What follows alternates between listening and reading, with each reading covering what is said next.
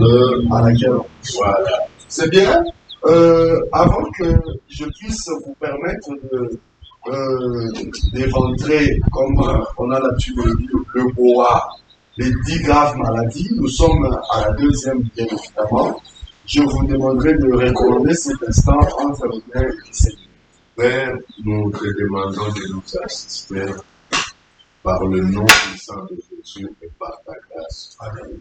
Aide-nous à communiquer la parole de Dieu sans compétence et avec beaucoup de sérieux.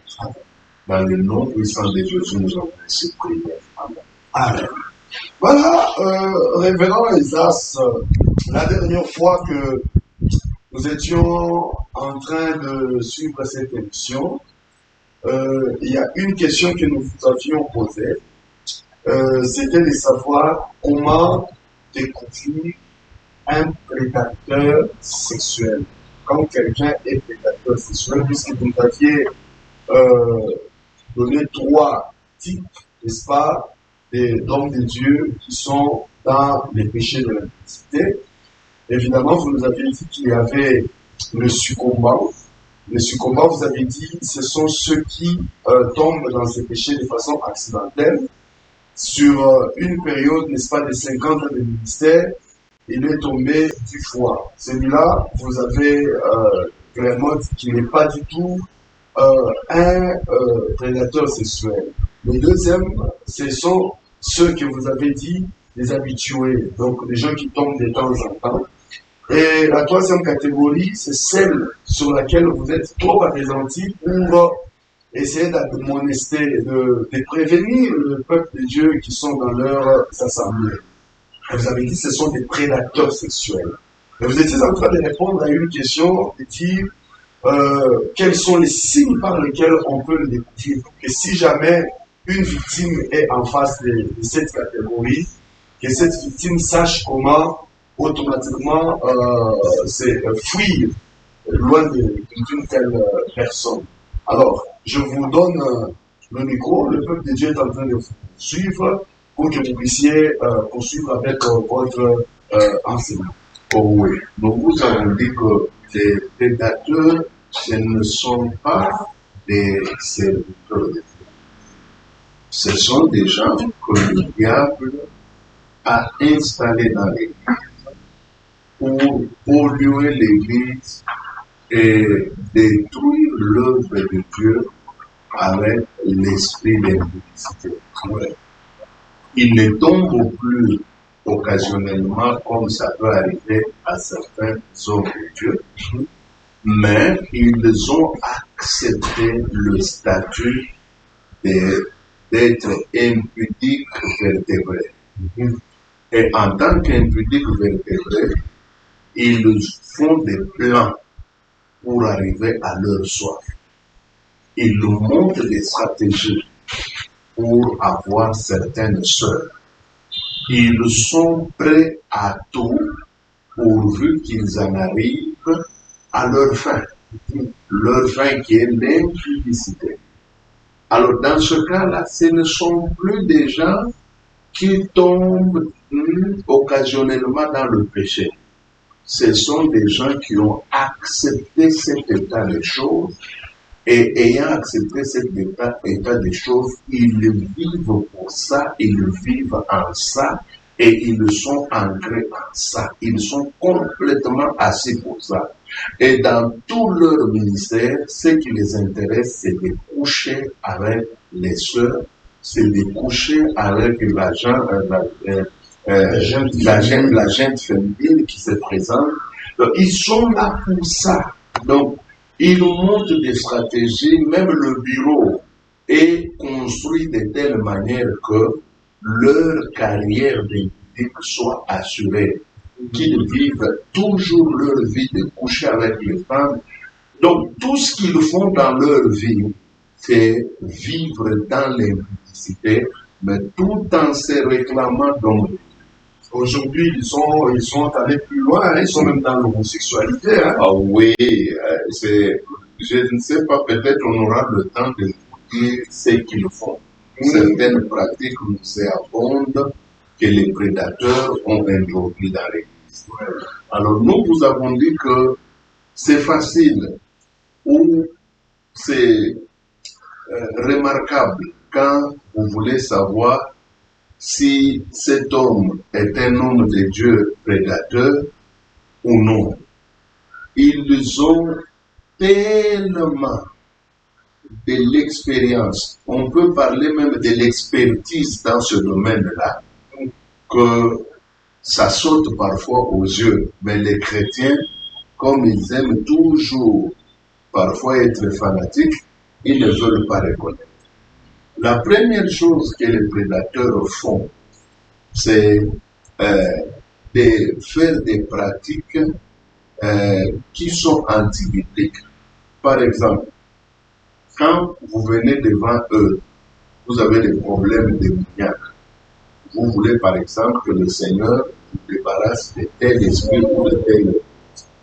Ils vous diront par exemple que pour que ce démon sorte en vous, lui le prédateur, le soi-disant homme de Dieu, il doit impérativement coucher avec vous. Et selon lui, il a tellement de l'onction qu'il va retirer cet esprit qui est en vous par l'impudicité. Donc, c'est en couchant avec vous que vous pouvez être libéré de l'impudicité. Or, c'est la ruse, hein. Ils sont très rusés. Donc, ils utilisent la ruse pour avoir les chrétiens. Et ça m'a fait très mal. Il y a 2 jours, j'étais sur les réseaux sociaux. J'ai suivi le témoignage d'une femme mariée et ça m'a fait très très mal. Cette femme mariée a 4 enfants avec son mari. C'est une femme qui vit à Kinshasa et le mari a fait un déplacement vers l'Europe. Au tout début, ils étaient en train de communiquer entre eux. Le mari appelait de temps en temps, il envoyait de l'argent. Il n'y avait pas de problème. Et lui-même disait qu'il était en train de préparer l'arrivée de la famille pour que sa femme et les enfants puissent le rejoindre. Mais au bout d'un certain temps, le mari n'appelait plus. Non seulement il n'appelait plus, mais il n'envoyait plus rien. Ça commençait à inquiéter la femme. Tous les numéros qui passaient avant ne passaient plus. Donc, la femme s'est retrouvée dans un impasse. Elle se demandait qu'est-ce qui lui arrive. Une année sans communication, sans aucun contact avec son mari. Pire encore, le mari n'envoyait rien. Alors, elle s'est adressée à l'une de ses amies.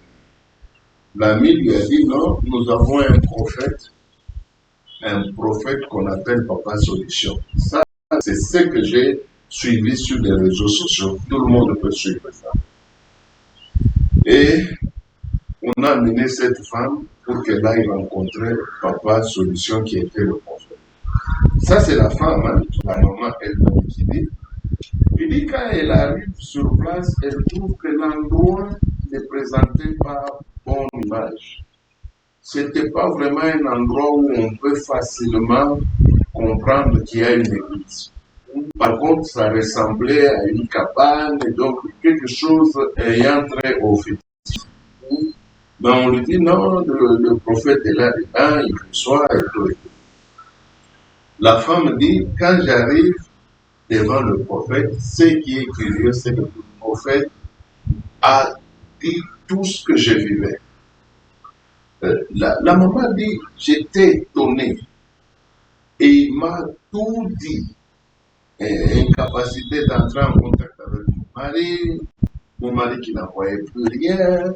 Il a donné des détails qui me concernaient.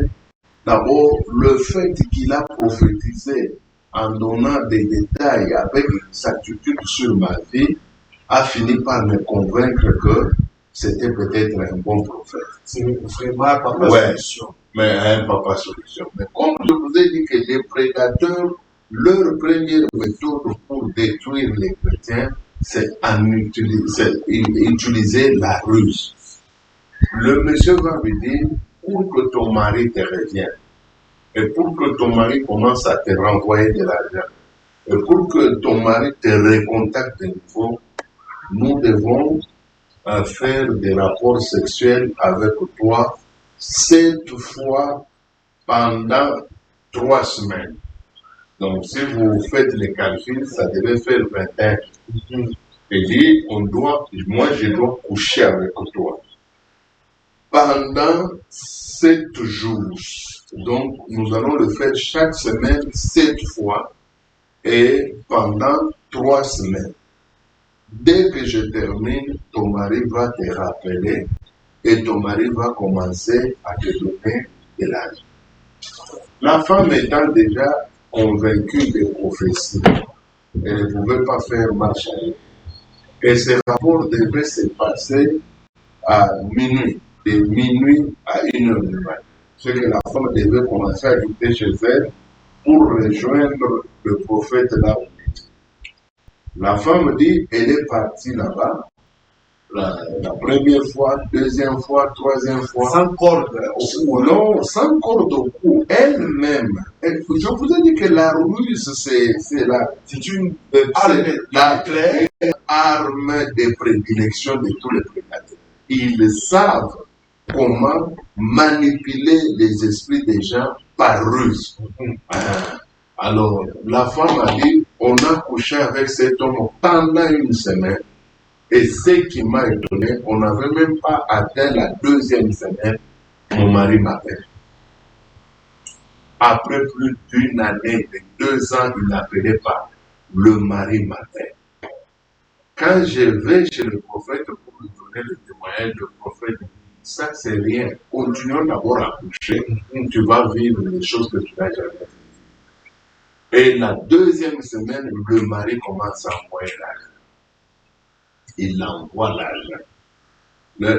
Donc la femme était toujours tenue au calendrier de l'homme de Dieu, entre guillemets, jusqu'à ce qu'ils ont atteint la 3e semaine. Et à la grande surprise de la femme, le mari a dit, je rentre d'abord au Congo, je viens vous visiter et je vous amène bien des choses. Alors j'étais impressionné d'abord par ce que le prophète a fait. Pour moi, bon, c'était vrai. Il m'a dit, nous devons coucher avec toi de minuit à 1h du matin et pendant 3 semaines. On n'avait même pas terminé la 2e semaine. Le mari était déjà en train de m'appeler, il m'envoyait de l'argent. Et ce qui est curieux, lui-même a pris la décision de rentrer au cours. Et le mari est rentré avec beaucoup de biens. Et la femme dit, c'est là que je vais découvrir l'autre médaille de l'affaire que nous avons faite ensemble avec le prophète. Le mari arrive, je remarque d'abord, première chose, que mon corps intime, c'est-à-dire mon organe sexuel, commence à se comporter bizarrement. D'abord, j'avais des démangeaisons outre mesure. J'avais des douleurs inexplicables à l'intérieur de mon corps intime. Mais ça ne s'est pas arrêté là. J'ai commencé à avoir des astiques qui sortaient de mon corps. Or, mon mari avait déjà fait plus de 4 ou je ne sais pas années, on ne se voyait pas. Il avait envie de m'approcher pour lui. Mais moi, j'ai commencé à vivre un enfer avec mon corps intime. Comment dire à mon mari, j'épargne les gens de la suite, mais les choses étaient tellement compliquées qu'au-dedans de son corps, une sorte de cancer a commencé à se développer. Donc, pour vous montrer combien, par ruse, ces gens-là sont capables de détruire les gens, de détruire la vie des femmes. La deuxième chose que les prédateurs, hommes de Dieu ou femmes de Dieu, entre guillemets, utilisent dans leur vie de débordement sexuel, c'est le fait de tordre les Écritures. Donner un autre sens aux Écritures pour arriver à coucher avec quelqu'un. Ils sont des spécialistes. Et il y a un apôtre qui nous avait déjà mis en garde contre leur façon d'agir.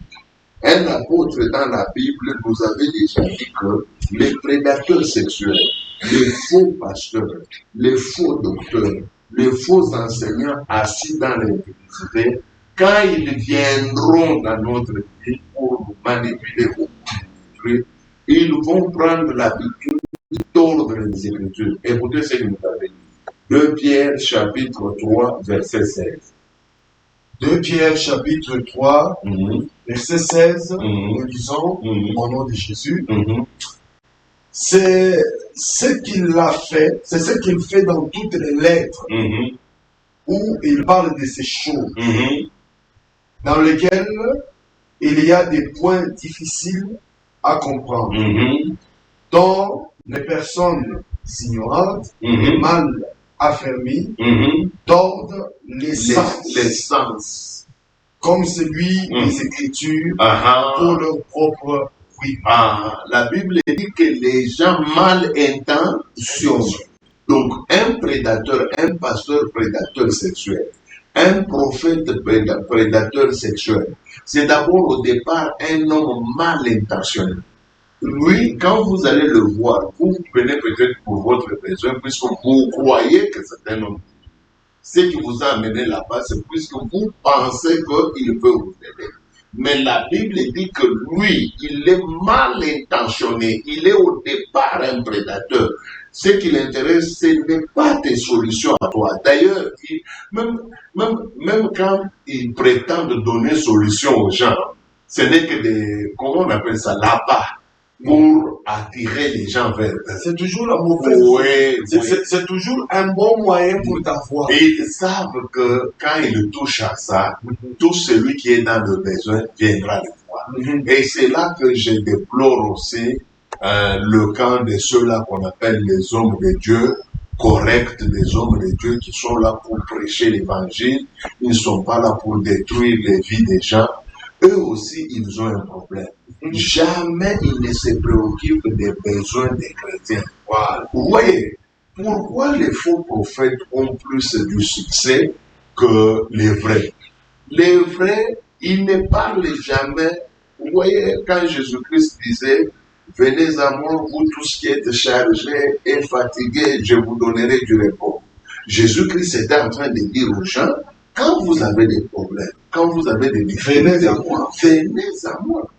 Ça, les faux prophètes l'ont compris, c'est pourquoi même leurs actions, leurs conventions, n'importe quelle manifestation, c'est toujours, si tu n'aimais pas au monde, viens. Si tu n'as pas ceci, viens. Notre Dieu va donner solution. Pendant ce temps-là, les soi-disant vrais sont incapables même de chasser un monde de Dieu. C'est aussi ce qui cause beaucoup de troubles.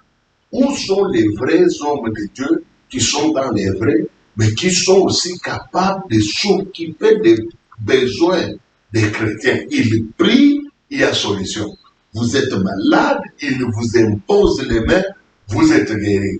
Vous ne mettez pas au monde, ils vous imposent les mains, vous êtes grosse et vous allez mettre au monde.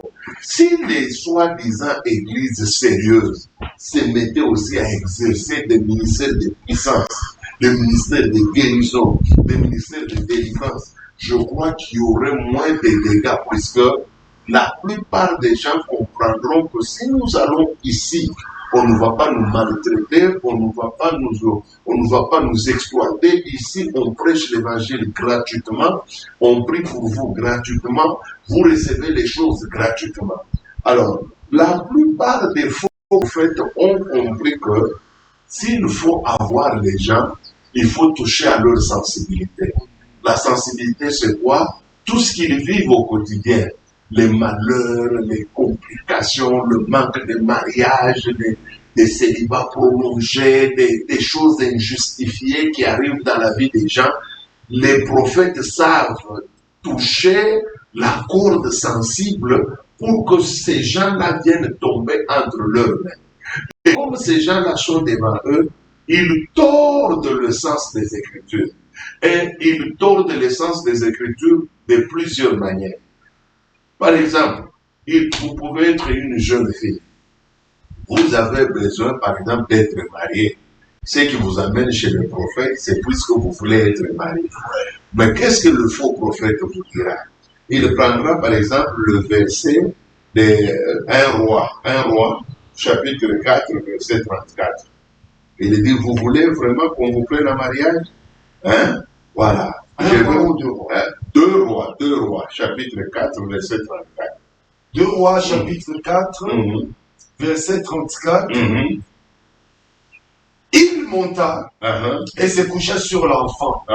Il mit sa bouche sur sa bouche, ses yeux sur ses yeux, ses mains sur ses mains, et il s'étendit sur lui. Et la chair de l'enfant se réchauffa. Voilà. Il peut prendre ce verset. En soi, il s'agit de quoi? De l'enfant d'une veuve. La tsunami. L'enfant était mort. Et Élisée, l'opération, Dieu a poussé Élisée à aller ressusciter ce garçon. Il arrive, il prend son corps, il le met sur le corps de l'enfant. L'objectif était quoi? Que le Saint-Esprit réchauffe et donne vie au corps mort et inerte, le corps froid de l'enfant cadavre. C'était ça l'objectif. Et Élisée est monté sur lui avec ses habits, bien sûr. Et c'était un garçon. Il a mis la poitrine contre poitrine. Et la Bible dit que le corps de l'enfant se réchauffa. Donc la puissance ainsi que l'énergie spirituelle et la force et la chaleur du corps d'Élisée ont communiqué la vie à l'enfant. Mais le faux prophète prendra ce verset-là pour coucher avec une jeune fille qui cherche le mariage. Il dit, tu vois, cet enfant, pour être ressuscité, il a fallu que le prophète monte sur lui. Toi aussi, si tu veux être marié, je vais monter sur toi. N'oublie pas, il est écrit poitrine contre poitrine, jambe contre jambe. Et là, il va tire-langue contre tire-langue. Et il va monter. C'est comme ça que les filles mal affermies vont accepter cette proposition-là. En soi, le prédateur est en train de tordre les Écritures et donner aux Écritures un sens qu'elles n'ont pas pour assouvir leur foi, et leur soif, leur faim, qui est de coucher avec les femmes. C'est pourquoi ils ont l'habitude de changer le sens des Écritures. Ce que les Écritures disent clairement, eux, ils peuvent déranger quelque chose là-dedans pour que les Écritures disent autre chose que Dieu n'a pas dit. Alors, les gens qui ne sont pas habitués à lire tombent facilement dans leur filet.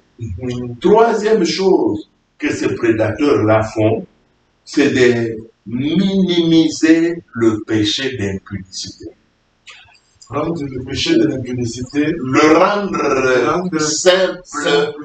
Mais pas. Donc, ils vous diront, d'ailleurs, souvent, quand ils prêchent en Swahili, ils vous disent Boucharati, nini, Zambi, ça, Zambi. Vous voyez, ils vous disent que le péché et souvent, quand vous entendez un prédicateur qui dit ah, vous, c'est seulement l'impudicité. Mais c'est pas seulement l'impudicité qui est un péché. Il y a beaucoup d'autres choses. Souvent, les gens qui disent ça, ils ont tout simplement dans leur tête l'esprit de vouloir minimiser l'impudicité. Montrer aux gens que l'impudicité, ce n'est pas un grave péché. Ce n'est pas un péché aussi dangereux que vous le pensez. C'est un péché normal comme tous les autres. Parfois même, ils évitent même qu'on appelle ça péché. Ils veulent qu'on pense que c'est quelque chose qui peut arriver à n'importe qui. D'ailleurs, c'est pour vous montrer combien le péché d'impudicité a vaincu l'Église d'aujourd'hui. Regardez la plupart des prédicateurs quand ils prêchent. Nous tous, nous sommes des pécheurs. Je ne veux pas exagérer, mais je veux vous dire. C'est comme si, quand vous dites aux gens de ne pas faire l'impudicité, vous exagérez. Et pourtant, la Bible dit que ce péché-là ne soit même pas nommé par lui. Comprenez? Le péché d'impudicité est combattu par... Vous savez, dans la Bible, hein, il y a 3 péchés que Dieu ne supporte pas. Toute la Bible. Il y a 3 péchés que Dieu est jusqu'à la moelle épinière. 1, l'idolâtrie. Dieu est contre ce péché à un niveau. Donc, c'est pas pour rien que tout idolâtre dans la Bible devait être lapidé, tué et disparaître complètement. Puisque ce sont des péchés qui touchent à la sainteté même personnelle de Dieu. Quand quelqu'un se livre à l'idolâtrie, il est en train de créer lui-même un concurrent à Dieu. Alors Dieu voilà, il ne supporte pas ça. Le deuxième péché que Dieu n'aime pas, c'est la pratique de la sorcellerie et de l'occultisme. Montrez-moi dans la Bible ce péché-là. Bon, montrez-moi dans la Bible là où Dieu a toléré ce péché. Il y a même des péchés, quelqu'un le fait. Dieu dit même qu'il a péché par omission. Il a péché puisque il n'a pas été prudent. Mais quand il s'agit de l'idolâtrie, ou il s'agit de la sorcellerie ou de l'occultisme, le Seigneur dit même que vous ne laisserez pas vivre la sorcière. Il faut la tuer. Troisième chose, c'est l'impudicité. Écoutez à propos de l'impudicité. C'est le seul péché à propos desquels Dieu a dit ce que vous allez lire bientôt là. Lis-moi dans 1 Corinthiens chapitre 6. 1 Corinthiens chapitre 6, versets 18 à 19. Dis-moi. Fuyez l'impudicité. Quelque autre péché qu'un homme commette. Écoutez, ça c'est Dieu lui-même qui dit. Il dit fuyez quoi? L'impudicité. Écoutez, fuyez l'impudicité pour quelle raison? Puisque quelque autre péché qu'un homme Quelque autre péché qu'un homme peut commettre, ce péché-là, il est comment?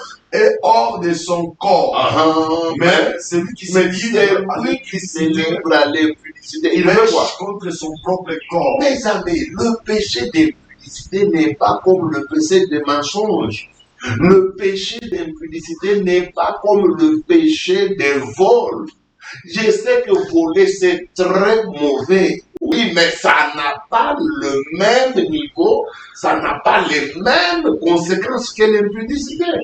Dieu connaissant les implications de ce péché-là, Dieu connaissant les conséquences profondes de ce péché-là, Dieu connaissant les dégâts que ce péché peut causer, il dit d'avance que ne jouez pas avec ce péché.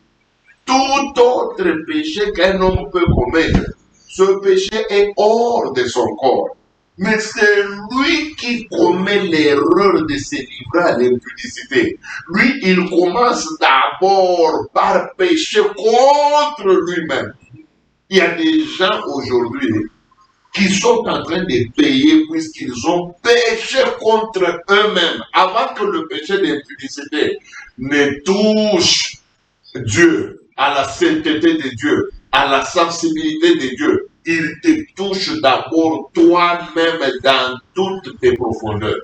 Il y a des gens qui ont détruit leur vie dans un seul péché d'impudicité.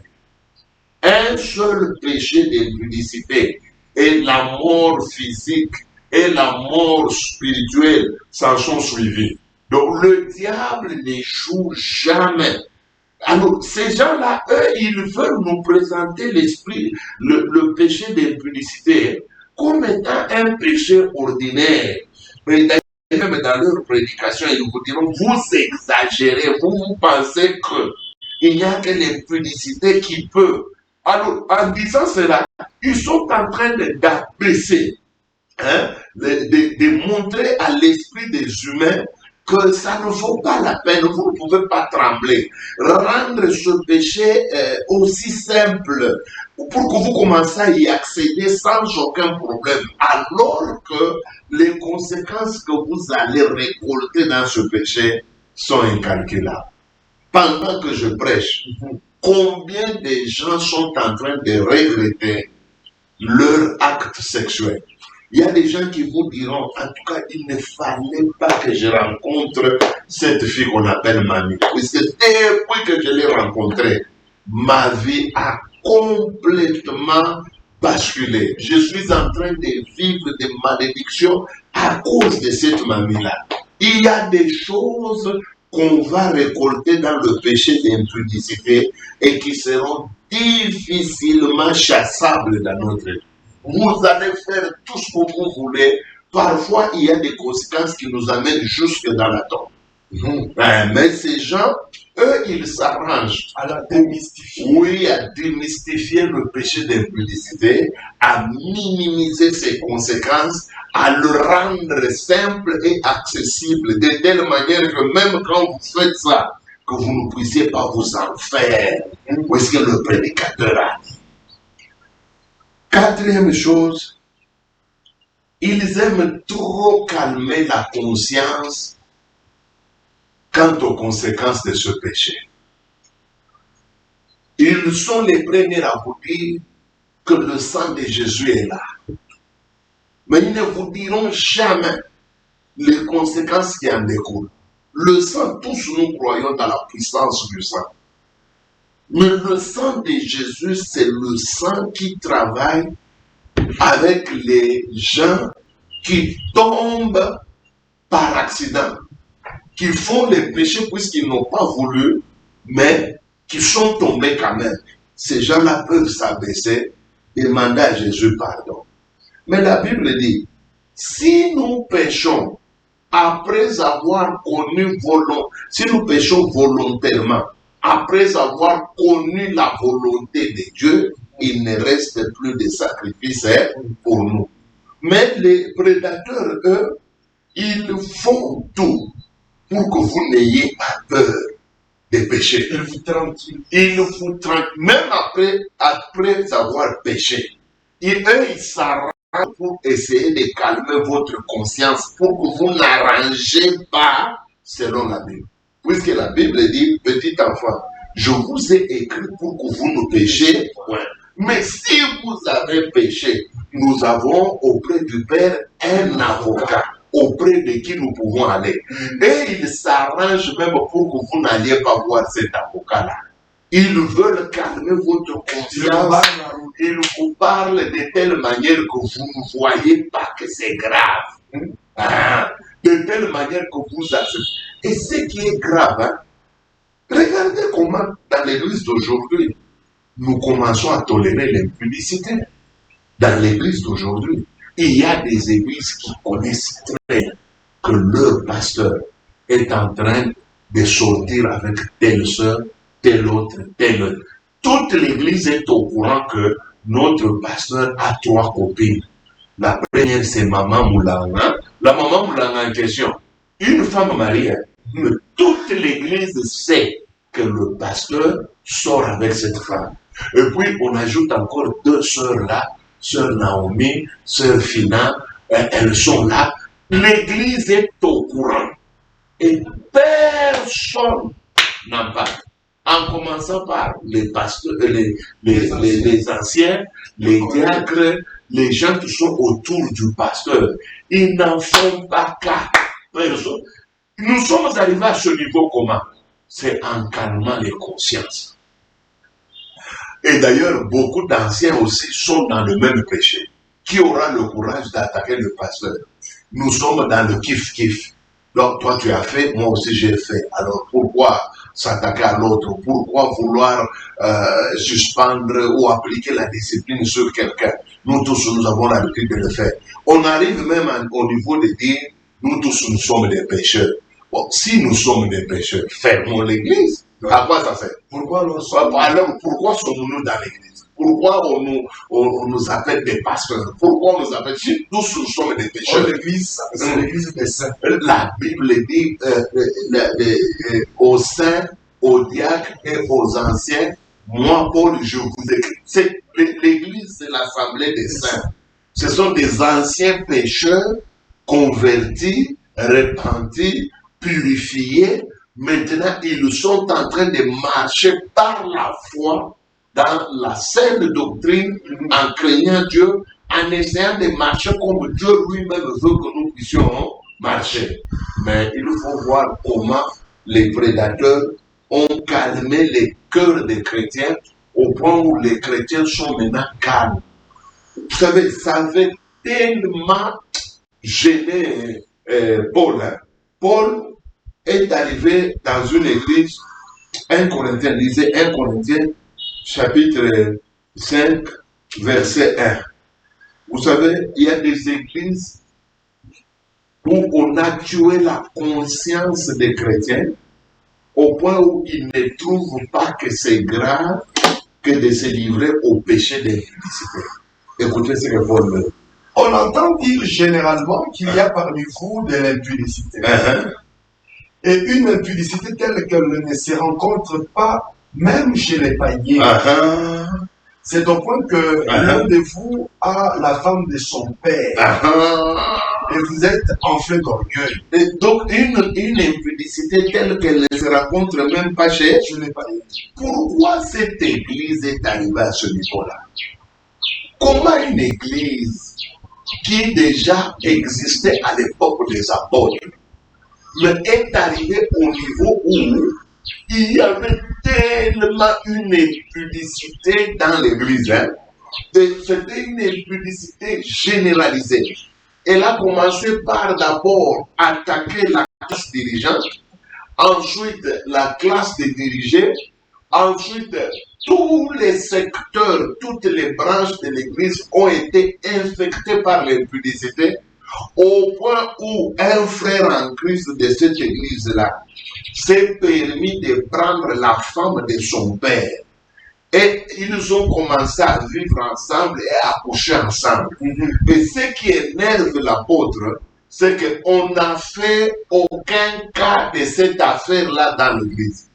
Ni les anciens, ni les diacres. Aucune personne ne s'est levée pour attaquer cet esprit. Alors, Paul s'est dit, mais moi, ça me scandalise que vous vous réunissez, non pas pour devenir bon, mais pour devenir pire. Et je sais que je suis absent. Tout en étant absent, moi j'ai déjà condamné ce frère-là. Mais ça arrive comment qu'une église devienne aussi froide, aussi accommodante, au point d'accepter que un frère en Christ puisse prendre la femme de son père et coucher avec. C'est quand les prédateurs ont calmé les consciences. Quand les consciences sont foutues. C'est écrit, lui-même l'apôtre Paul le dit. D'ailleurs, il dit, vous êtes enflé d'orgueil. Si vous pouvez permettre que je puisse prendre parole des filles. Il dit, vous êtes enflé d'orgueil. Et puis il dit, vous devriez plutôt être plein de tristesse. Mais regardez aujourd'hui, même quand nous prêchons contre l'impudicité, qu'est-ce que les pasteurs, les fidèles impudiques, quand ils entendent que nous sommes en train de parler sur ces choses, première chose, c'est et ils se prennent pour qui? Aujourd'hui, quand vous prêchez la sainteté, vous la prêchez dans la simplicité, on vous appelle orgueilleux plutôt. On vous traite d'un arrogant. On vous traite de quelqu'un qui se croit réussir. On passe. Donc, c'est comme si être simple, c'est de dire aux gens, péchons, couchons avec les femmes. Si vous voulez devenir un prédicateur simple, un prédicateur non orgueilleux, il ne faut pas toucher à l'impudicité. Mais les mêmes personnes qui nous attaquent aujourd'hui quand nous prêchons contre l'impudicité, mais qui disent que non, nous exagérons, nous sommes des orgueilleux. Une fois sa femme est engrossée ou sa fille est engrossée par un autre prophète, il l'amène au parc. Mais là, pourquoi vous ne pouvez pas dire non, non, ce n'est qu'un serviteur de Dieu, il a fait son travail, vous commencez à l'amener au parquet. Vous voyez, quand vous n'êtes pas encore touché dans votre esprit ou dans votre amour profond, vous pouvez dire n'importe quoi. L'impudicité, c'est une très mauvaise chose. Je ne connais pas une seule nation qui dit que l'impudicité est une bonne chose. Je ne connais même ceux-là qui le font. Ils savent que ce que je fais, c'est mauvais. C'est pourquoi ils se cachent. C'est pourquoi ils sont obligés de mettre des codes dans leur téléphone pour qu'on ne découvre pas la vie qu'ils mènent. Même toutes les femmes mariées, les hommes mariés qui ont l'habitude de sortir de leur foyer pour aller coucher avec des hommes. Pourquoi ils s'arrangent pour qu'on ne connaisse pas leur vrai nom à l'hôtel?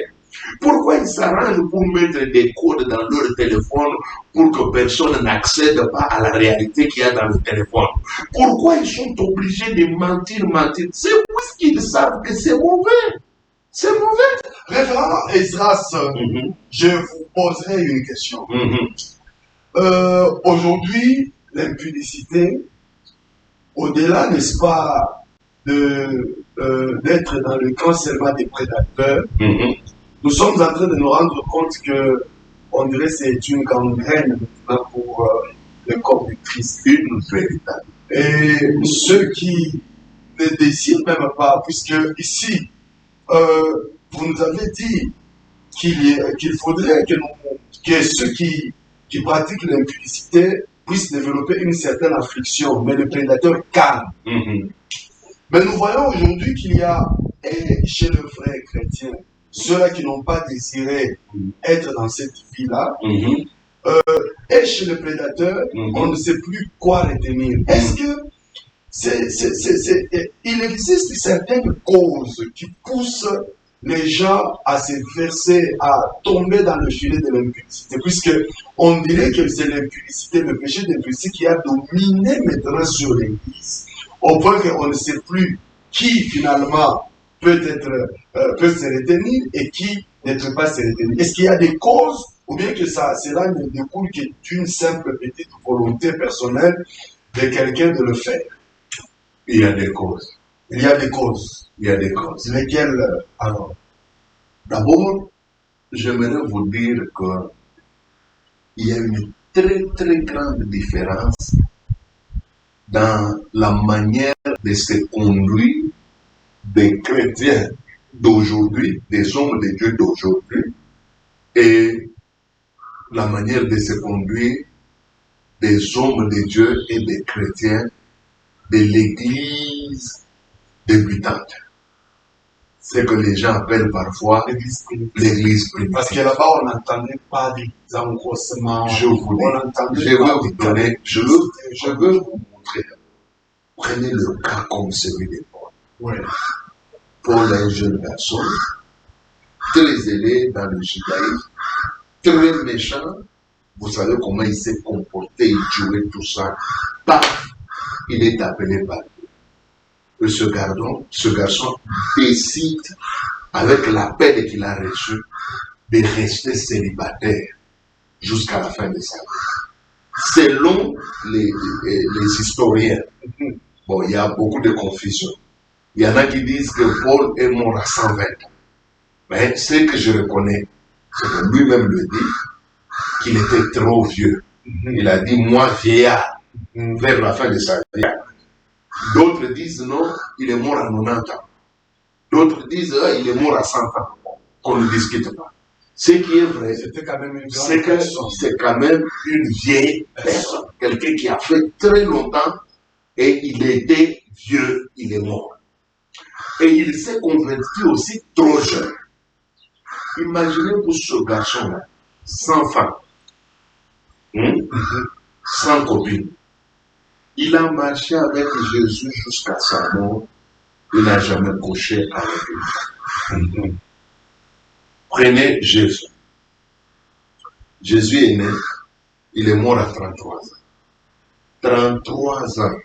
Il n'a jamais connu. J'aimerais que les chrétiens raisonnent, parce que nous sommes dans un christianisme formaliste, dans un christianisme où il y a trop d'activisme. Et je suis, et nous allons faire. Nous sommes toujours dans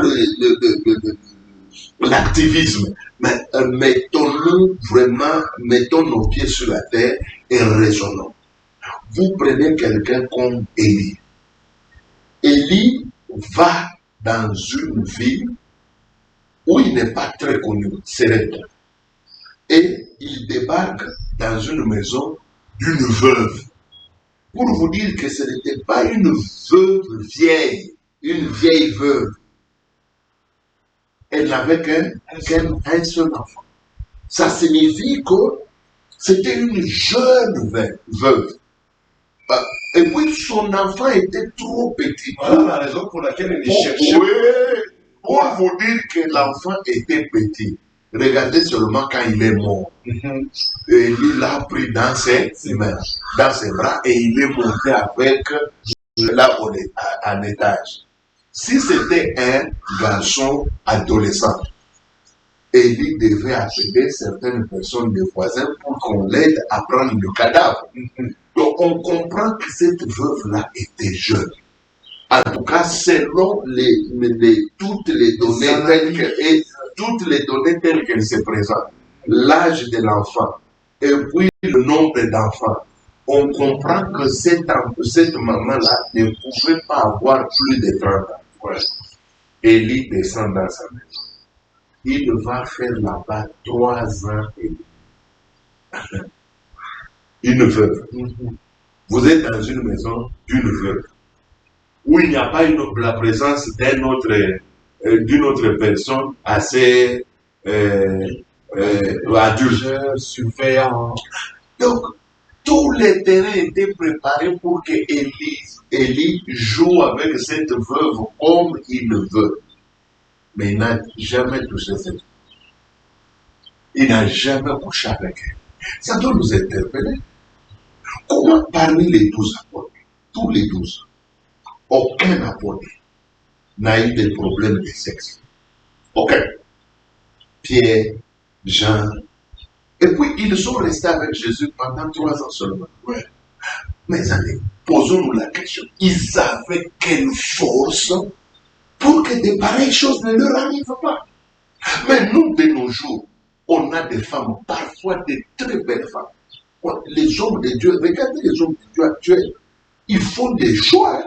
Quand vous regardez la femme, très belle de la tête aux pieds. Mais l'homme est toujours dans les ministères, les choristes, il est dans les femmes. Vous vous demandez, mais ce pasteur, qu'est-ce qui lui manque pour être sérieux de ce côté-là? Donc, il y a un problème. Maintenant, pourquoi nous d'aujourd'hui, nous ne sommes pas comme les apôtres, nous ne sommes pas comme les gens de l'église primitive, des gens qui étaient prêts à garder la sainteté? Je vais aller loin. Prenez même les prêtres, les anciens prêtres. Ouais.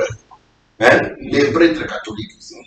Quand vous prenez les prêtres, les anciens prêtres et les prêtres d'aujourd'hui, même les religieuses, il y a toujours une différence. Je ne veux pas dire que les anciens prêtres ne commettaient pas de gaffes. Ils en commettaient, mais ils étaient beaucoup plus engagés, très minimisables. Mais aujourd'hui, regardez les prêtres. Presque chaque prêtre, je ne dis pas tous, c'est comme les pasteurs, nous aussi les pasteurs, je ne dis pas tous. Ouais. Mais au moins aujourd'hui, presque chaque prêtre est quelque part impudique. Toujours dans les histoires, il y a même ceux-là qui ne se gênent pas. Un prêtre catholique, vous l'appelez vieux Janspil et dit oh petit Nangaï. Mais ça n'existait pas. Mais aujourd'hui, ils sont devenus tellement bas qu'on ne les respecte plus. Personne n'est respecté. Et nous, les pentecôtistes et les prêtres catholiques, tous, l'Église n'a aucun respect de la société. Les quelques personnes qu'on essaie de respecter, c'est peut-être les évêques catholiques qui sont un peu, puisqu'avec l'âge, et puis, ils ont appris à avoir la science de présenter la piété extérieure. Oui. Vous comprenez? Mais les prêtres, les prêtres catholiques, les pasteurs, nous, les prophètes, Non, tous, on n'a plus le respect de la société. Pourquoi? Nous sommes allés trop bas dans l'impudicité. Donc, il y a des avenues qu'on connaît que cette maman ici, à 16 heures, un prêtre viendra avec son véhicule, il va entrer là-bas, il va faire sa besogne et puis il va sortir, il va partir. C'est connu. Même la discipline qu'on appliquait dans l'église, on n'en a plus. Pourquoi cette différence? Je vais vous dire, il y a des causes. La toute première cause qui fait que les hommes de Dieu, les pasteurs, moi qui prêche ici, nous puissions tomber dans l'impudicité, c'est d'abord le sentiment de suffisance. Les sentiments de suffisance. Ouais. Il n'y a pas pire dans les choses de Dieu que de se croire à l'abri du péché. Si un homme commence à penser que il a atteint un certain niveau où il ne tombera plus jamais dans l'impudicité, eh bien qu'il sache que c'est la toute première fois que le diable l'a atteint. C'est ça même le début des sages. Quand vous avez le sentiment de suffisance, que vous êtes Rambo spirituel, vous êtes, je ne sais pas, Undertaker en Jésus, et qu'aucune femme ne peut vous attirer, vous êtes en train de commettre ce qu'on appelle l'irréparable. Le sentiment de suffisance, c'est la première cause de la chute dans l'impudicité. Si vous voulez vous épargner de l'impudicité, mettez-vous dans la tête que à tout moment ça peut arriver. Ah ouais. Ce n'est pas de la négativité, mais c'est reconnaître ses faiblesses, ses insuffisances. Puisque aucun homme sur cette terre ne peut tenir devant les femmes sans l'aide du Saint-Esprit. Ça n'existe pas, aucun. Puisque c'est le diable qui vous attaque. D'ailleurs, Paul lui-même, le Paul que je viens de louer ici, le Paul que je viens d'élever, de reconnaître ses mérites, il nous donne son secret. Il dit, je puis tout par celui qui me fortifie. Quelque part, il a dit, j'ai travaillé plus que eux tous. Il a même dit que je parle la langue plus que tout le monde. Mais vers la fin, il ajoute, toutefois, non pas moi, mais la grâce de Dieu qui est en moi. Vous voyez là où il tire sa force. Ce n'est pas le simple fait d'être Paul qui l'aidait à tenir, mais c'est le fait que sur lui, il reposait une très grande grâce. Donc le sentiment de suffisance est déjà le premier piège pour tous les hommes de Dieu. Un piège. Un homme de Dieu qui commence à dire que lui ne tombera jamais. Lui, il est spécial. Surtout avec ceux-là qui exagèrent en disant, vous ne connaissez pas le genre d'alliance que j'ai fait. Ça s'appelle bêtise. Je peux vous dire, Dieu a signé une alliance avec son Église. Pas avec les individus. Les individus, nous venons en cachette faire des alliances avec Dieu sous forme de vœux. Vous comprenez? Des commissions. Des commissions que nous faisons en secret avec Dieu. Mais ce n'est pas en vertu de ces alliances-là que nous serons spéciaux. Mais nous sommes spéciaux, ou nous sommes spéciaux si vous le voulez, tout simplement puisque Dieu a fait avec nous une alliance par le sang de Jésus. C'est cette alliance-là spéciale qui change notre vie, qui nous maintient dans la sainteté, qui nous donne la capacité de tenir Même devant les femmes. Et le plus souvent, les alliances dont les hommes de Dieu parlent sont souvent unilatérales. Unilatérales, et puis ce sont des mensonges, frère. Ce sont des mensonges. Quel est le homme qui deviendra spécial?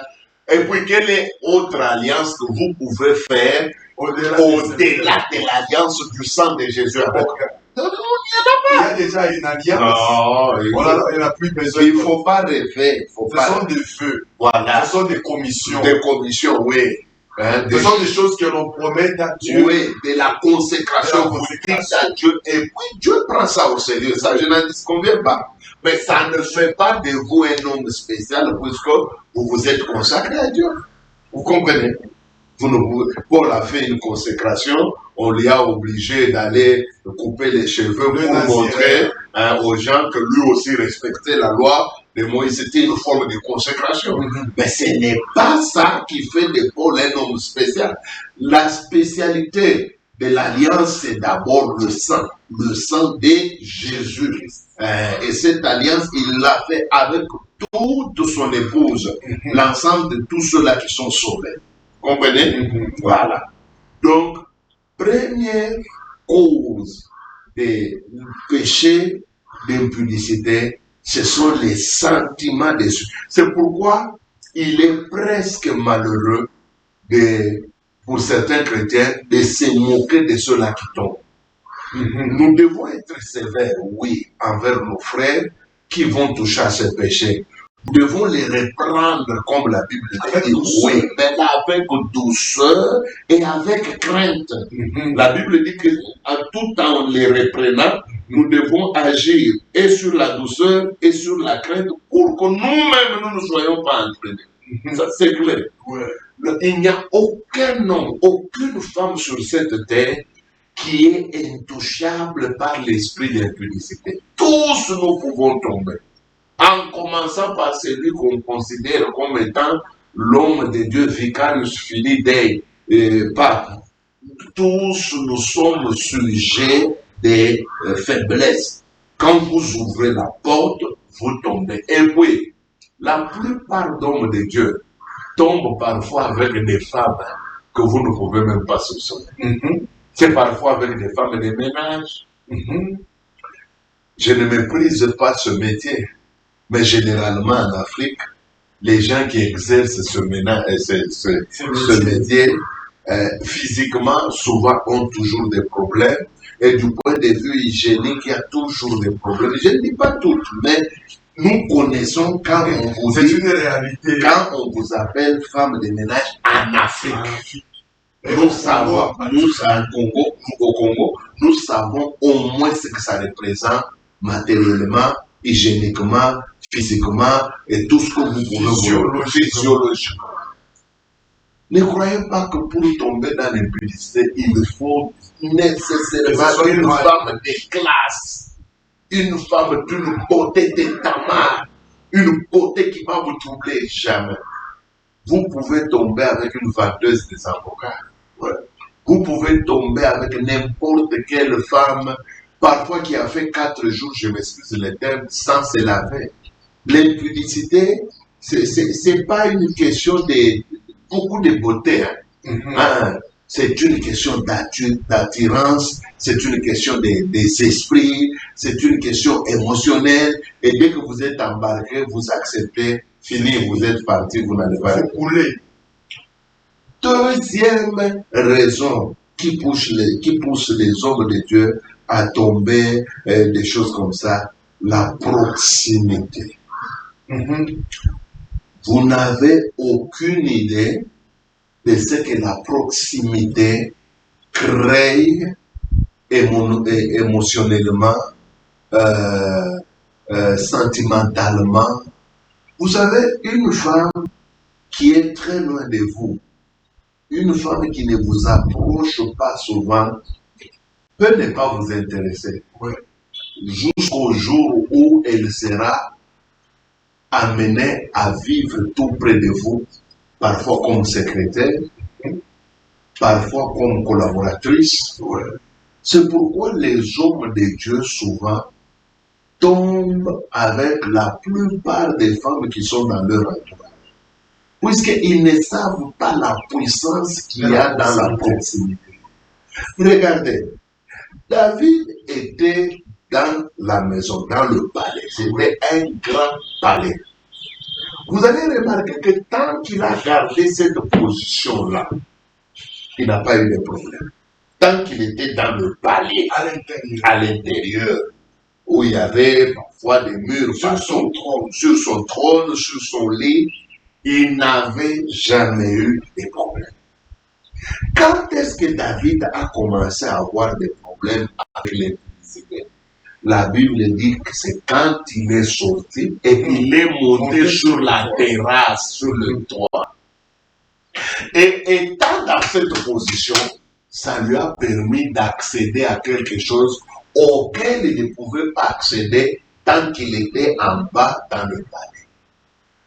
Le fait qu'il est monté sur le toit, ça lui a permis d'être très proche de quelque chose. De quoi? De la douche d'une femme qu'on appelle Bathsheba.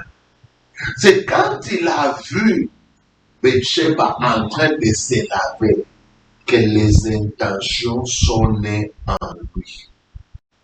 Avant, tant qu'il n'avait pas approché, tant qu'il y avait un mur qui le séparait de la douche où était Bathsheba, il n'avait pas de problème. Il n'avait jamais envisagé de coucher avec Bathsheba. Ça n'avait jamais été dans son idée. Bien qu'il la connaissait avant. Sachant que c'était la femme de son officier. Mais elle était éloignée. Mais là, il est sur le toit. Il regarde, il y a une douche là-bas. Et dans la douche, il y a une femme qui se lave totalement nue. Ah, ça a suscité des choses. La première chose, écoutez, il pose la question, qui est cette femme? Vous savez qu'on lui a donné des réponses qui pouvaient l'empêcher de ne pas coucher. Premièrement, on lui a dit, c'est une femme mariée. Quelle grande information. Déjà, quand on vous dit que c'est une femme mariée, c'est répugnant. Non seulement c'est répugnant, mais c'est aussi réservant, puisque vous ne pouvez pas faire avec une femme mariée ce que vous voulez.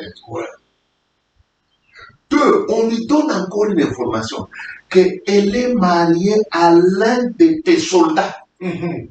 Pas n'importe quel soldat, mais un soldat qui est en guerre pour toi, pour ton trône. Mes amis, rien que ces trois informations pouvaient faire que David puisse calmer ses ardeurs. Mais non, il dit, allez la chercher et amenez-la moi. Pourquoi il a dit ça? Il était déjà attiré. Cette proximité entre lui et la douche dans laquelle se lavait la femme a fini par susciter des pulsions, des envies, des allures, lesquelles allures il ne pouvait pas contrôler. La plupart des pasteurs, je ne condamne pas, mais j'ai dit, c'est mon opinion. Tous les pasteurs qui ont pris des secrétaires femmes, sur 100% de ces pasteurs, au moins 80 ont eu des problèmes de relations sexuelles. C'est ça. À cause de la proximité, papa. Imaginez-vous un pasteur qui va au bureau à 7 heures et qui va en rentrer à 18 heures. Vous allez à 7 heures et c'est à 18 heures que vous allez. C'est que le pasteur est en train de passer plus de temps avec une autre femme que sa propre femme. Et comme vous êtes côte à côte, comme vous parlez entre vous, qu'est-ce que la proximité crée? Elle finit par créer la familiarité. Au tout début, c'était papa, papa, papa, papa. Et puis à un certain moment, tu sens que la secrétaire commence à changer de langage. Basta, basta, il y a la madame papier. Et puis c'est pas basta. Bon, petit à petit, la distance entre vous commence à se casser. Une autre chose, quand vous passez trop de temps avec quelqu'un, vous allez finir par découvrir certaines qualités et certaines choses intéressantes dans la personne. Et souvent, les qualités que vous allez découvrir dans la personne, ça ne sera pas des qualités que vous voyez chez votre vraie femme. La vérité, c'est que vous allez commencer maintenant à comparer la secrétaire à celle qui est à la maison. Et petit à petit, le diable finira par vous convaincre que celle qui est à la maison, là, c'est zéro. Le diable va commencer à exposer le corps de la secrétaire, les bassins, les rondeurs, certaines parties du corps que vous ne retrouvez pas chez votre femme. Et fini, vous allez comprendre. La proximité, une sœur en Christ qui se promène trop avec un frère en Christ, même pour aller évangéliser, vous êtes toujours à deux, vous montez. Au tout début, il n'y a pas d'intention. Mais la suite finira toujours par prouver que vous allez vous aider. La proximité est une très dangereuse chose. Troisième chose, le double ménage. Le double ménage est en train de faire, surtout en Afrique. Je ne dis pas que c'est une spécialité d'Afrique, mais quand vous regardez les hommes de Dieu en Amérique, les hommes de Dieu en Europe et les hommes de Dieu en Afrique, vous allez voir que selon les espaces géographiques différents, il y a des considérations aussi différentes par rapport à ce qu'on peut appeler une réussite. En Europe, par exemple, un homme de Dieu qui réussit, c'est celui-là qui a accumulé au fil du temps une renommée, la richesse matérielle, et aussi la grandeur aussi de l'Église. Ça s'appelle souvent l'impactation globale. Oui, l'impactation globale, le compte à banque et tout ça. Maintenant, ce qui est bizarre chez nous les Africains, on pense qu'un pasteur qui a réussi, un prophète qui a réussi, un apôtre qui a réussi, c'est celui-là qui doit faire déplacer sa famille, prendre maman, prophète, maman, pasteur, l'épouse du pasteur et les enfants, les amener en Occident. Ça, c'est partout en Afrique. Donc, aucun pays n'est épargné. Que ce soit Côte d'Ivoire, Congo, Nigeria, partout. Lorsqu'un pasteur sent qu'il a réussi, sent qu'il a l'argent, sent que, en tout cas, il y a un bon vent qui souffle dans sa vie, la première chose qu'il fera, c'est de déplacer sa famille. Il prend sa femme, il prend... D'ailleurs, il y a aussi dans la manière de déplacer la famille, il y a des niveaux. Ceux-là qui prennent la femme et les enfants qui amènent en Afrique du Sud, les autres pasteurs trouvent que ce sont des petits joueurs. Ils n'ont rien fait. Mais l'Afrique du Sud, c'est quoi? C'est ici.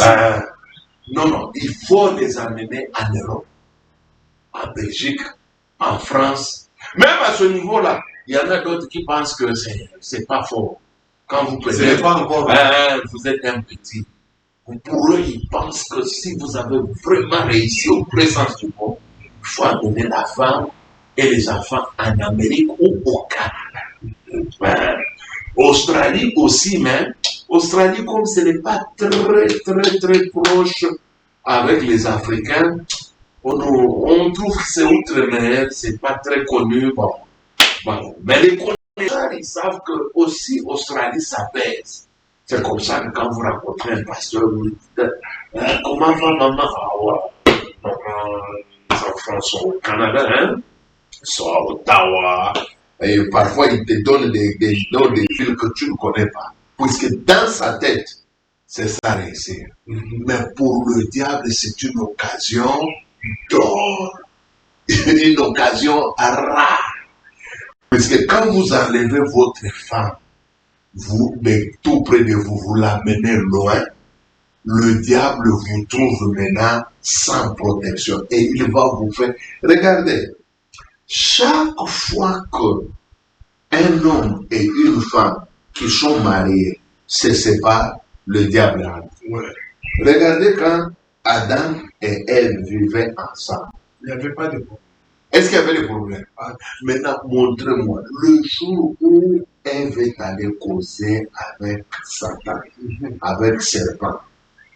Où était Adam? Savez-vous que c'est la première fois depuis qu'ils sont ensemble, depuis que Dieu les a créés? Il a créé Adam, il a créé Ève. La toute première fois qu'ils n'ont pas été ensemble, ça a été aussi la toute première fois où le diable a eu l'occasion pour détruire l'homme. Et à ce propos, écoutez ce que la Bible dit à propos des maris et des femmes qui ont double ménage. 1 Corinthiens chapitre 7, verset 5. 1 Corinthiens 7, verset 5. Ne vous privez point l'un de l'autre. Si ce n'est d'un commun accord pour faire un temps, pour aller à la prière. Pour aller à la prière. Puis retourner ensemble. Retourner quoi? Ensemble. Pourquoi il faut retourner ensemble? De peur que Satan ne vous tente par votre incontinence. Pourquoi la Bible insiste que l'homme et la femme doivent retourner ensemble, collés, ils doivent être toujours ensemble? Répétez encore, pour quelle raison? Pour que Satan ne vous tente pas par votre incontinence. Je connais beaucoup de pasteurs honnêtes, des prophètes honnêtes, corrects, qui n'avaient aucune intention de divorcer. Et d'ailleurs, dans leur tête, quand ils prenaient leurs femmes et les enfants, ils les amenaient en Occident, dans leur tête, il n'y avait jamais une seule pensée diabolique. Mais aujourd'hui, ces pasteurs sont dans la fornication, ils couchent avec n'importe qui, uniquement puisqu'ils ont enfreint cette loi. Retournez ensemble. Vous avez de l'argent, pasteur. Le Seigneur vous a béni, vous a donné beaucoup d'argent. Apôtre, prophète, vous êtes fort. Le Seigneur vous a donné des comptes en banque. Vous voulez que votre famille bénéficie de l'éducation occidentale. Je vous en supplie, prenez les enfants, amenez là-bas. Et puis prenez les enfants qui ont l'âge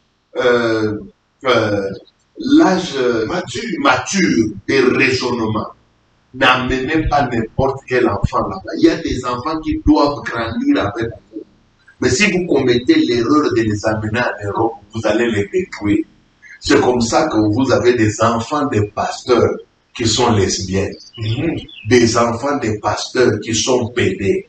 Puisque le pasteur a commis l'erreur de les amener en Europe à un âge qu'il ne fallait pas.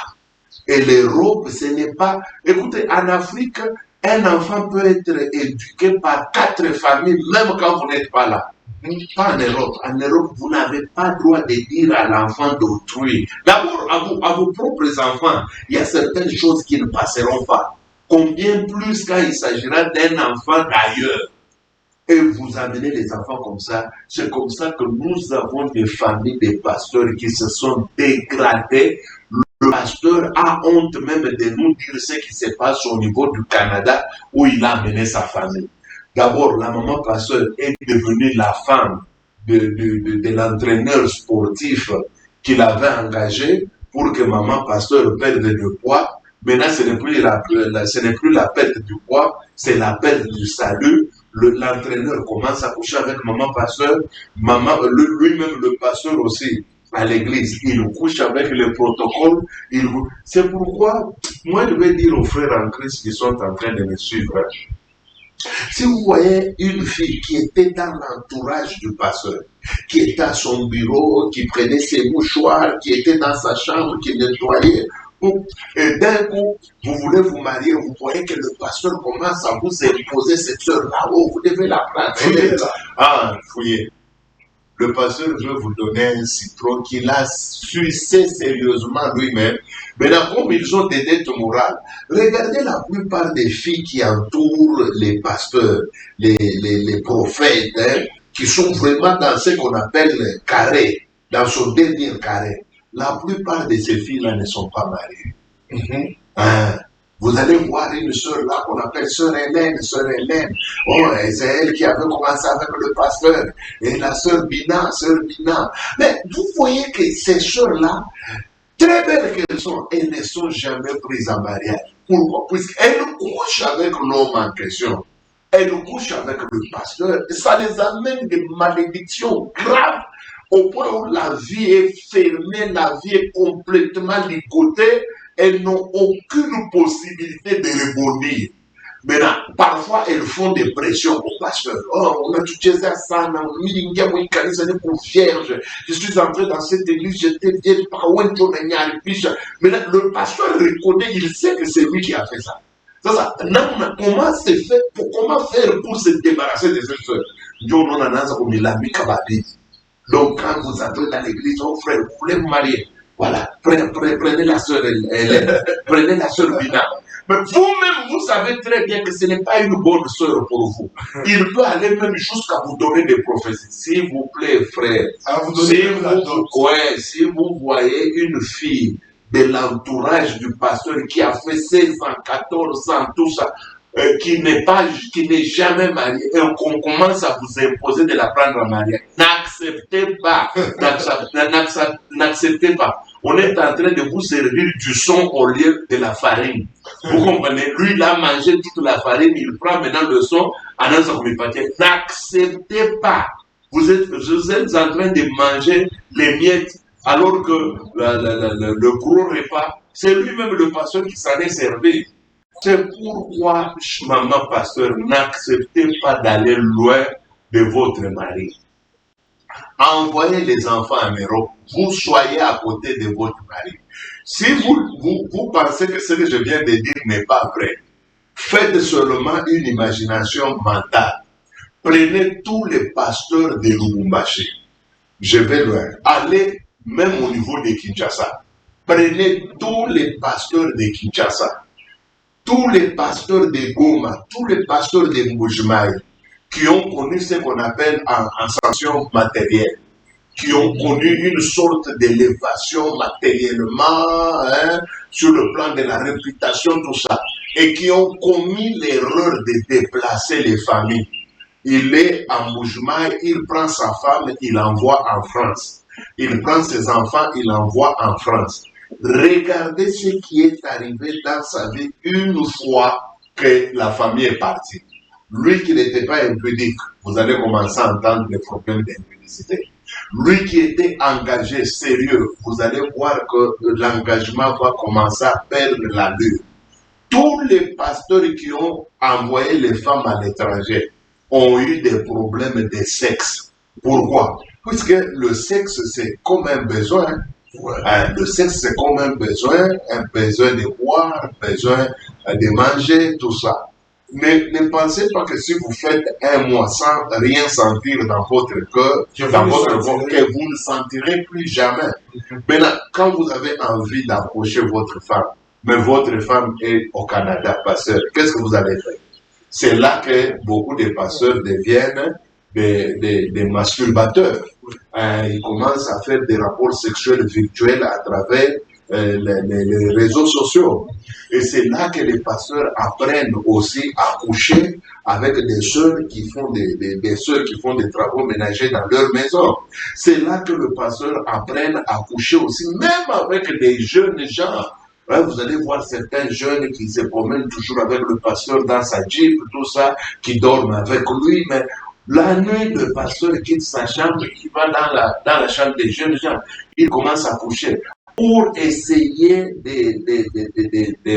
d'assouvir voilà son problème. Vous comprenez que le problème des doubles ménages, la femme ailleurs, vous ailleurs, posera toujours des problèmes. C'est pourquoi moi, dans ma vie, j'ai décidé de mourir à côté de ma femme. Amen. Les enfants, nous pouvons les envoyer, si Dieu permet que nous puissions les envoyer, nous pouvons les envoyer partout, qu'ils aillent se faire former, qu'ils aillent trouver d'autres horizons. Mais la maman, mon épouse, doit rester à côté de moi. Dans la Bible, tous ceux-là qui se sont séparés avec leur femme, même pour quelques minutes, les dégâts ont été incalculables. Prenez par exemple cet homme qu'on appelle Noé. Ouais. Vous êtes-vous déjà posé la question, pourquoi quand Noé s'est enivré et qu'il a enlevé les habits, il n'y avait que les enfants? D'abord les enfants pour découvrir que leur papa était nu, les enfants pour le couvrir, où était la maman? Le problème de Noé, c'est celui-là. C'est l'absence de la maman. Tous les pasteurs qui ont déplacé leurs femmes, bon, il n'y a pas de règles rigides, hein. Il y en a qui tiennent, hein, mais c'est au prix des sacrifices, c'est au prix d'une discipline de fer. Mais ils sont, Parfois inutiles. Oui, parfois inutiles, puisque c'est vous-même qui avez voulu cette situation. Pourquoi moi je peux prendre ma femme, l'envoyer en Amérique, alors que moi je suis à Lubumbashi? Pour quelle raison? D'autant plus que s'il faut l'Amérique, on a l'habitude d'y aller. Nous allons, nous rentrons. Nous allons, nous rentrons. Tous les voyages que je fais à travers le monde, je les fais avec mon épouse. Hein? Nous allons partout, on va avec mon épouse. Le continent américain, on l'a déjà visité. Le continent européen, on l'a déjà visité. Le continent asiatique, on l'a déjà visité. On a été à, comment on appelle ça? C'est comment? Turquie, tout. Mais partout, ma femme est avec moi. Maintenant, vous voulez que je fasse quoi? Est-ce que pour prouver aux gens que maintenant nous sommes devenus des gens intouchables, nous sommes des plus forts, il faut que ma femme aille toujours résider au Canada? Pas du tout. Ça pose. Merci beaucoup, révérend Esdras. Nous courons derrière le temps. Je pense que la matière devient encore très bonne. Il y a encore des causes ici. Il y a des causes. Combien? Il y en a combien? 1, 2, 3, 4, 5, 6, 7. Donc il en reste 4. 4. Alors nous vous demandons de rester connectés sur nos pages et surtout de partager, inviter les autres, liker, faites savoir à tous vos amis sur les différentes plateformes qu'il y a une très bonne matière. Surtout, ne ratez pas, abonnez-vous, de sorte que la fois prochaine, lorsque nous allons directement lancer ces directs, que vous soyez avertis. Nous vous disons merci beaucoup de rester toujours connectés et de ne pas nous priver de votre soutien spirituel, votre soutien matériel, votre expertise et vos conseils pour que nous puissions améliorer la qualité, j'y arrive, de service que nous vous rendons. Merci beaucoup, Papa Esdras. Merci. Votre dernier mot, peut-être dans quelques secondes. Nous vous demandons pour les amis qui vivent à Lubumbashi, notre paroisse est au niveau des Bel-Air, rue des Pins, numéro combien? Numéro 929. Oui, venez là-bas, vous allez nous trouver, moi et mon associé, le pasteur Jérémy, et nous allons vous aider. Merci beaucoup, ciao et à la prochaine. Kata bishwani ke saa vile bishwani kata sio mwache kata ile chukua Tunaweza kufanya methode 2 minutes. Vile pas que ça par plateau. ile bila kwa sio sana sana kwa sababu yote ndio kwa dini kwa mbona na banmerite kuwafunga. Bien sûr. ¿Qué fue?